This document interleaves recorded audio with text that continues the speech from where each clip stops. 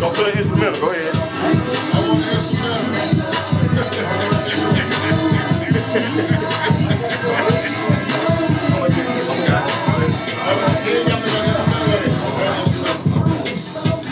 I'm ready though, bro. Check out Mafia DJ Mondays on New Radio. Kizzy Rock is in the building. You know what I'm saying? I like to shout out Philly, you know what I'm saying, they calling up, you know what I'm saying. I like to shout out everybody all over the world that's tuned in, because I really didn't even look at it as big as it really was in the beginning, because I'm like, okay, we're going to have a little show, you know what I'm saying, we're going to be showing Atlanta what time it is, but I really didn't know we got the world tuned in. So I'm saying I just look at it a whole nother way now, really excited about that, you know, just how you start on one thing and it just turned out God give you something bigger with it. But I got my dog right now in the building. Jay Grind is in the building. What's happening, dog? Man, blessed, living life. Man, you know what I'm saying? I'm proud of you, man, because like I was telling you earlier, I became aware of you at the yard, when the yard was jumping. You know what I'm saying? But you done been around like way before the yard. You know what I'm saying? When you came in the game with it? It kind of crazy how I kind of came in the game, man. It was really just from a standpoint that I got to kind of elaborate more in a different area. Basically, I came in the game bootlegging, man. I was trained. Okay. Hey, that's cool though. Film. You came in through film, though. Yeah.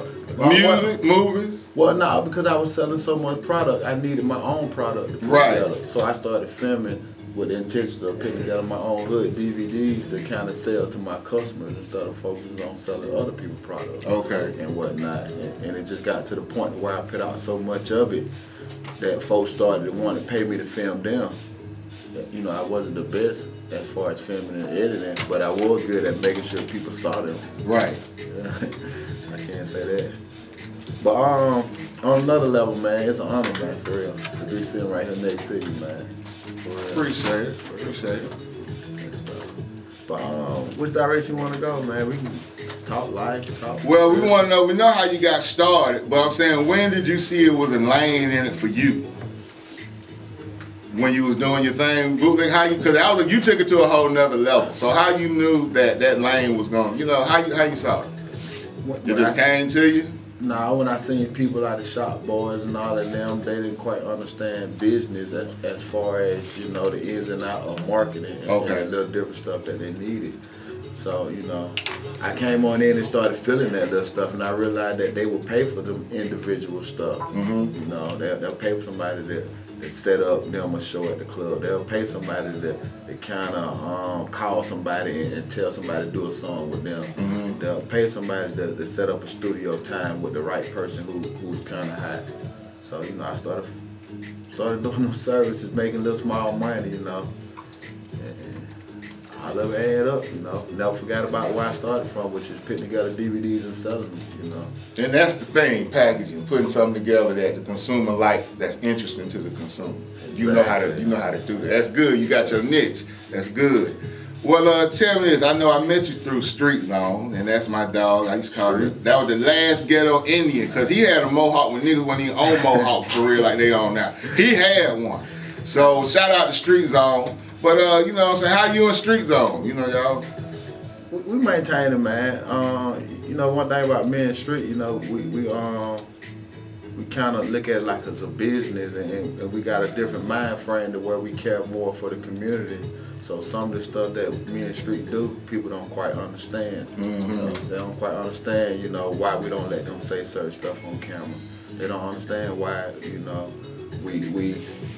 they think we're being scared, or we just throw it off, or we just don't, but we know we see the big picture, and we understand that, you know, to get to where they need to go, they ain't got to do the extra stuff. Question I'd like to know, how do you feel Atlanta is different now as far as, okay, at one time artists would, I don't know, since everybody want to be a boss now, how does it feel that, you know, do you have any problem with some groups may overlook what you're trying to offer because they eyes are already set on something that's big, as far as some big time company to get to film them or something like that? I mean, how you feel about that?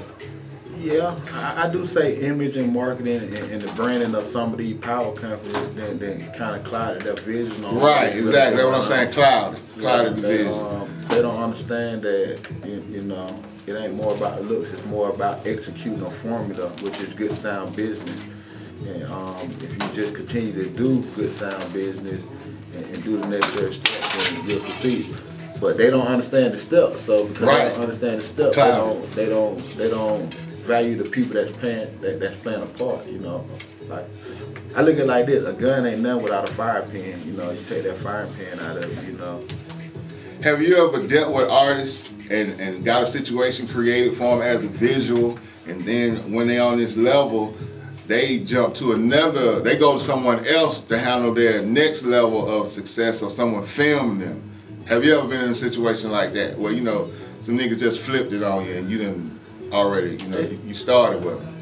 It's a lot of them that's kind of making noise right about now, because at one point in time they had to come through a circle or a community in Atlanta, and we probably had our hands up on it, whether it was the club that we was promoting that actually gave them their buzz, whether it was the actual DVDs that we put them on the front of and chose to put out in the community when people really didn't know if they was working or not, or you know, because in Atlanta everybody rapping, so when people don't take you seriously, they actually start seeing a legit product that they respect giving to them with you on it, and once they start seeing that, then they start looking at a person different.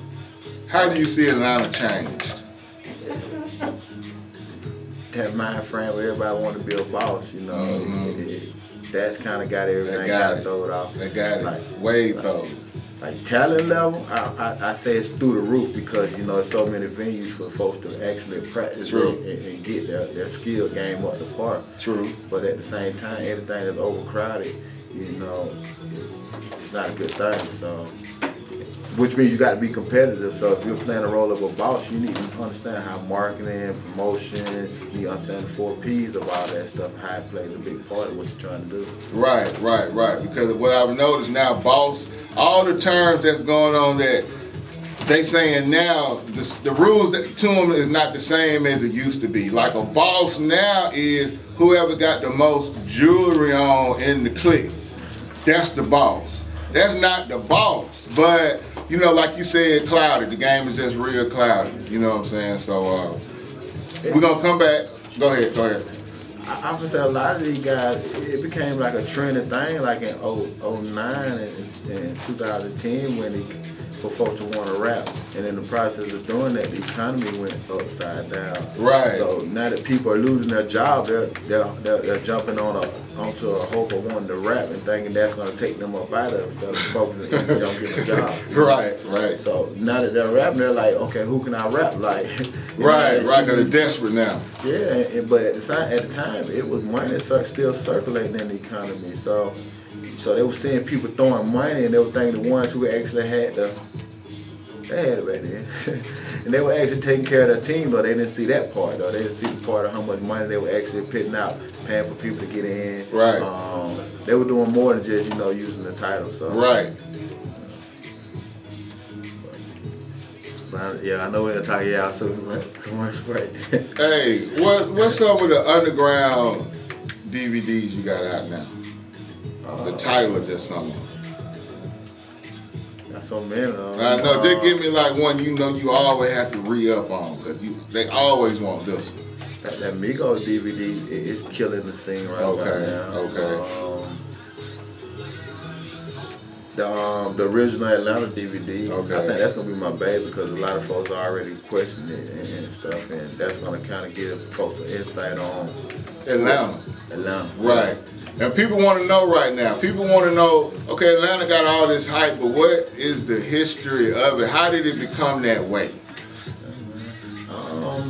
One thing folks fail to realize is Atlanta used to have a lot of projects up back in the days, and each one of them projects had artists that had that movement, right? And they're still floating around here. These artists are still here, and you know, and they got decent movements in the city, just because they tore down a lot of the bricks, you know, and kind of forced people to get out. Those folks are still well respected, and they're still doing music, and you know, the original Atlanta DVD is going to bring some light to some of them people. That's good, man. That's what we need. So I'm gonna come back We're gonna holler at you some more, get some information for people that want to get like a contact number or something, you know what I'm saying? They want some work from you. Matter of fact, you can tell them about that right now. How would anybody get in contact with you right now? I got the website up. Well, first of all, the Instagram, you know, they keep talking about you gotta beef up your Instagram. You ain't nothing without it. That's Grind Media.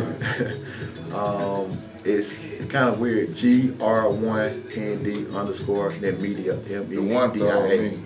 Yeah, man. The 1,000. Kind of made some adjustments and I forgot the password. Okay. So I had to take an alternative way to kind of fix it. But in place of the I and grind, place a 1 in and put an underscore between grind and media. You got me. But you doing videos? Yeah, I'm doing videos too. Documentaries? Man. Documentaries, man. Artist development, man. That's the main thing because, you know. That's missing all the way. That's why it's clouded. That's why it's clouded, yeah. There's no artist development. Nobody's even showing them or teaching them how it even go. They automatically think, I go in the studio, I record this song, I get this jewelry on, and I did it.